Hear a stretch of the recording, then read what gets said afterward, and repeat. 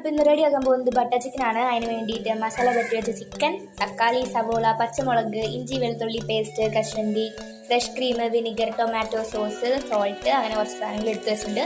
അപ്പോൾ നമ്മൾ പാൻ വെച്ച് സെറ്റ് ചെയ്തിട്ടുണ്ട്. ഇനി നമ്മൾ അതിലേക്ക് ബട്ടർ ആഡ് ചെയ്ത് കൊടുക്കുകയാണ്. ഇനി അടുത്ത് നമ്മളിതിലേക്ക് ചിക്കൻ ഓരോന്നായിട്ടിട്ട് വറുത്തെടുക്കാൻ പോവുകയാണ്. അപ്പോൾ പെട്ടെന്ന് കാര്യം കഴിയാൻ വേണ്ടി 2 പാനിലാക്കിയിട്ടാണ് ചിക്കൻ വറുക്കണേ. ചിക്കൻ വറുത്ത പാനിൽ തന്നെ സവോളയും പച്ചമുളകും ഇട്ട് നല്ലോണം വഴറ്റിയെടുക്കാൻ പോവുകയാണ്. സവോള നല്ലോണം ഒന്ന് വഴന്നു വരുമ്പോൾ നമ്മൾ അതിലേക്ക് ഒരു 6 ചെറിയ തക്കാളി ഇട്ട് കൊടുക്കുന്നുണ്ട്. പഴുത്ത തക്കാളി നമ്മൾ ഇട്ട് കൊടുക്കുന്നുണ്ട്. നെക്സ്റ്റ് ആയിട്ട് നമ്മൾ ജിഞ്ചർ ഗാർലിക് പേസ്റ്റ് ആഡ് ചെയ്ത് കൊടുക്കുന്നുണ്ട്.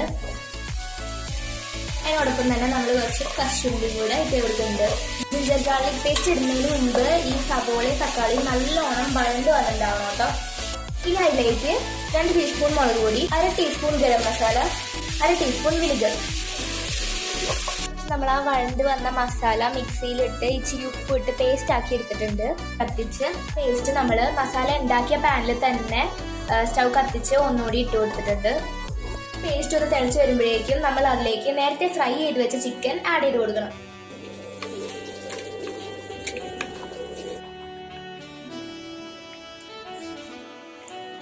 അതിലേക്ക് ഇച്ചിരി ഫ്രഷ് ക്രീമും അതുപോലെ തന്നെ കുറച്ച് ടൊമാറ്റോ സോസ് ആഡ് ചെയ്ത് കൊടുക്കുന്നുണ്ട്.